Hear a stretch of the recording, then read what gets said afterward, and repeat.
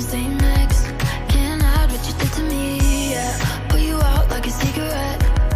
Hey guys, welcome back to my channel. My name is Zany Sandy, and if you are a returning subscriber, welcome back. And if you are a new subscriber, thanks so much for tuning in. If you haven't subscribed already, I would really appreciate if you were to hit that subscribe button. Also, if you haven't hit that notification bell, please do, so you know every time I upload a new video. So for today's video, it's gonna be another story time. I'm gonna get ready while I tell you guys the story, and it's about that time that I went to Carnage in 2017. So let's just rewind a little bit back of why we went and how it became that we went. Me and my friends were in a group chat, I believe, and it was around September time in 2017, and my friends were saying how they wanted to go to another event. We're looking around and they saw that Carnage was gonna play in November. Since it was September, it was more than likely like the tickets were still there, not sold out. So I was like, okay, let me talk to my boyfriend and see if he wants to go. I know we just came back from EDC, but we really want to go to another event. After EDC, it's like, you know, I'm still high off of going to a rave. I really want to go to another one. You know, like you keep on wanting to go, right? Because it's so much fun. So the day comes around and I asked my boyfriend if he could get off a little bit earlier in the day because the event, I believe it started at 5 if I'm not mistaken. He was like, okay, let me ask my manager if I can get off, and he texted me that later that day. He's like, yeah, I can get off around 2 p.m. I was like, cool, we can get there early and we can just hang out with my friend before the event starts and, you know, just kind of mingle, because I knew that there was gonna be other people there that I didn't know that was my friends or coworkers. You know, it's a good chance to meet them and get to know them and be acquainted with them and maybe become their friend, right? So I meet my boyfriend at his house around, I want to say around like 2:30, and then we got ready kind of quickly, and it only took us 30 minutes. I mean, I already had my makeup and everything. I just had to wait for him to get done because he wanted to shower before we went, which makes sense because he was working all day. He wanted to be feeling fresh for the event. We get in the car around 3 and I text one of my closest friends who lives in the area that the show was gonna be at. It was gonna be at Concord Pavilion. For the sake of the story, I'm not gonna keep on calling her my closest friend. I'm gonna call her Yikeeees because that's our nickname for each other. And so I texted Yikeeees. I was like, hey, I'm on the way to your house, and she's like, okay, I'll see you here. We get there around like 4 p.m. because it takes about an hour to get there. A little bit less than an hour, but depending on the traffic, it takes about an hour or so. And so we get there, I text her, I was like, hey, I'm outside your house. She's like, cool, let me open the gate for you so you can come in. I park at the parking area and then I walk over to her house and I get inside, I say hi to her, and she was like, oh, we're just gonna wait on other people to get here because they're not here yet. I was like, cool. And there were some other people already there. Like we weren't the first ones who were there. But you know, we made acquaintances, we said hi to everybody. And a lot of people were there we knew, so it wasn't that big of a deal. So we waited about 40 minutes or so until for everyone to kind of show up and make sure that everyone's there on time so we could get to the show on time together. Even though the place that they were doing it at, it wasn't that far. And then everyone finally gets there and we greet everyone. You know, we were like, oh, hi, my name is so-and-so, like for the people that I didn't know and stuff. And so we're just kind of mingling. Everyone gets there and we're now deciding about the driving situation. And I didn't really care. I could have just drove because I drove my car there. They were all talking about like, oh, do you guys want to carpool? Do you guys want to take Lyft or whatever, or Uber? And half of the people want to take Lyft, half of the people want to take Uber. But we were waiting on them to like call the Lyft or Uber so then we can go together as a group and we can arrive at the event as a group. So we're not scattered everywhere. So we were just kind of waiting around. Everyone got their Uber, everyone got their Lyft. So we're like, cool. So Yikeeees was like, are you gonna drive or do you want me to drive? Because I'm gonna be driving to the event. I was like, oh, okay, is it cool we ride with you? And she was like, yeah, that's totally fine. And so we all got in our car and we're just kind of waiting it for everybody. Everyone got their rides. We're like, cool, okay, we'll see you there. We get to the event, you know, to the show, and everyone gets out of the car. We all gather around. Everyone's here, that's awesome. So we get out, we make sure we have our ID, our backpacks, like hydration backpacks, make sure that we have our ticket, wallet, keys, you know, the usual stuff. So we get to the front entrance and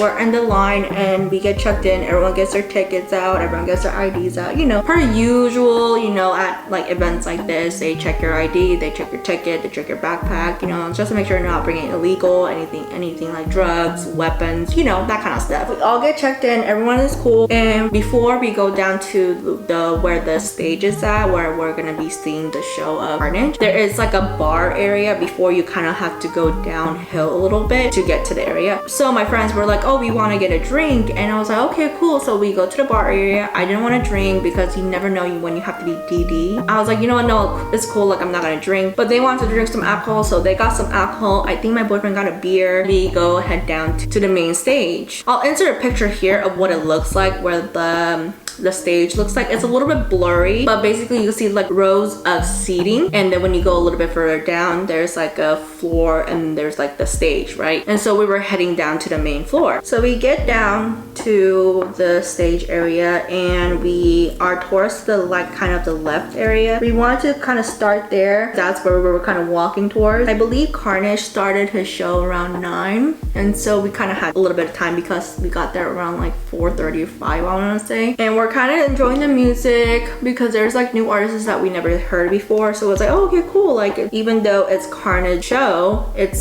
like they're presenting different artists there too, which I thought was pretty cool. We're just dancing, jamming to the music. We're listening to new artists that we never heard before, and to this day we listen to some of the artists that were there. The night goes on. I think, if I'm not mistaken, they want to go get more drinks. I was like, okay. So they were like, let's head to the bar so we could get more drinks, and if anyone has to go to the bathroom, they can go to the bathroom.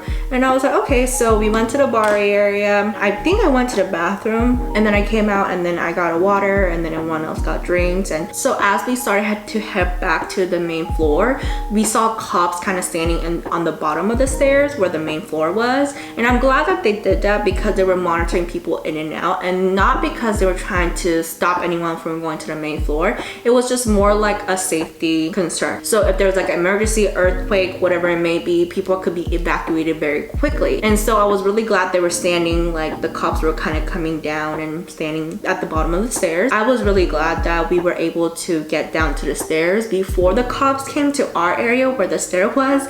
So all of our friends got down to the main floor and everything was fine. And so the night kind of goes on. Carnage finally comes on. We're like, cool, like this is awesome. We get to see him live. We never saw him live before. This is gonna be amazing, and we're just having a good time. I think since we were there since like 4:30 or 5 and I was standing until 9, I was pretty tired, and I could tell my friends were a little tired. They wanted to sit down. I was like, okay, so we should sit down. And I was looking around as you do when you go to an event, and I was looking if there was like any seats near us, and I could see that there was some seats to the left of me. I could see that there was 3 metal chairs or 3 or 4 metal chairs, and I'll insert a picture of what it looked like. And so I looked to my left and I was like, oh, there's some chairs. So I told my friends, hey, there's some chairs over there so we could sit down. And they're like, yeah, you know, let's sit down and take a breather. So I believe Yikeeees sits next to me, and then I don't know if my best friend sits next to Yikeeees or her coworker sits next to Yikeeees.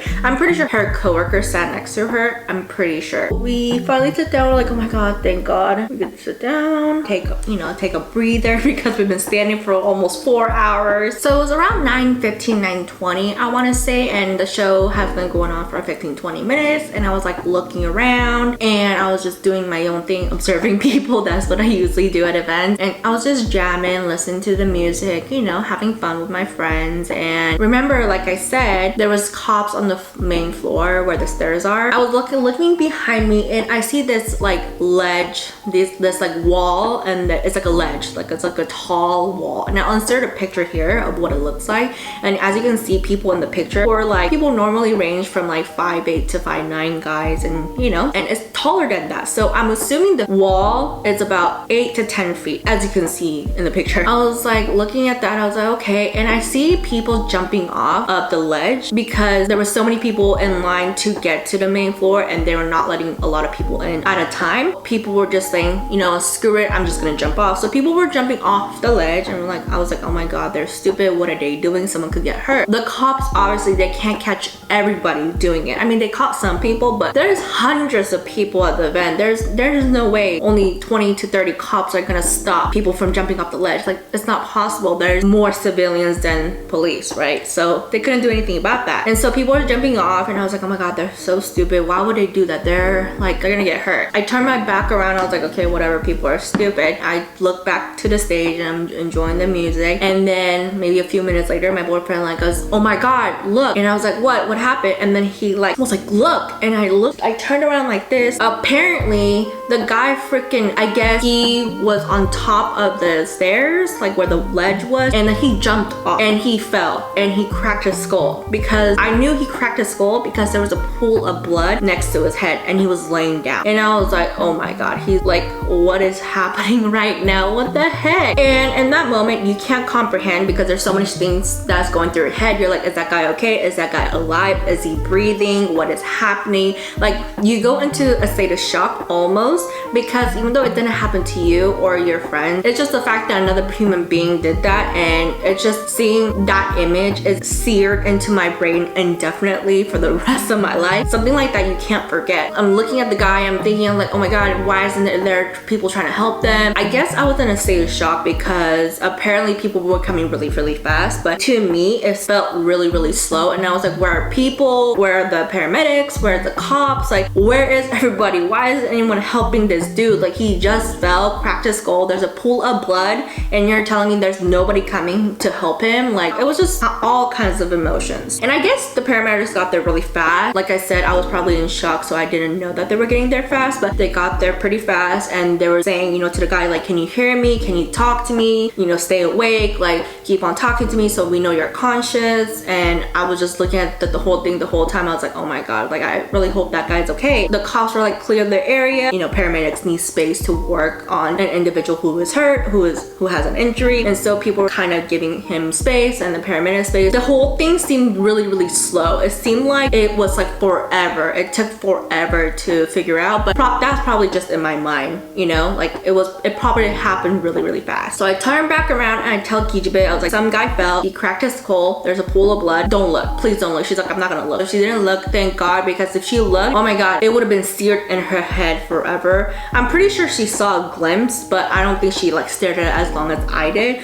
So I'm really thankful she didn't have to go through that, because it will be indefinitely seared into their brain. So I turned back around and I'm just trying to enjoy the show, and I'm just like, what just happened? Like I was just like, there was so many things going through my head. Like, I'm speechless to this day. Like, I don't know what to say. Like, I was just so in shock, and I was like, I really hope that guy's okay. I really hope that guy's alive, because someone shouldn't die like that. Like, you know, like, I don't know. Like, I was just praying and hoping that he was alive. So I was trying to enjoy the show, and I was just kind of like telling my boyfriend, I was like, oh, we should just look back at the show. He's like, yeah, and we're just kind of enjoying it. But in the back of my head, I'm still thinking about it, and I was like, I really hope that guy's okay. Maybe like 15-20 minutes later, I was like, okay, I'm gonna look again. I can't like enjoy the show until I know if that guy's okay or not. Like, I need to have some closure, even though I don't know that person. It's the fact that you kind of want to know, like, you know, what happened. I look behind me and I turn around, and thank god the guy is alive. Like, he has his eyes open, he has his hand on his head like this, and he was breathing. I could see it, and he was like blinking, and he was trying to tell paramedics that he was conscious. And I was like, oh my god, thank goodness. No one should die like that, like at an event when you're trying to have fun. Like, no one should go through that. And so my friends were saying like,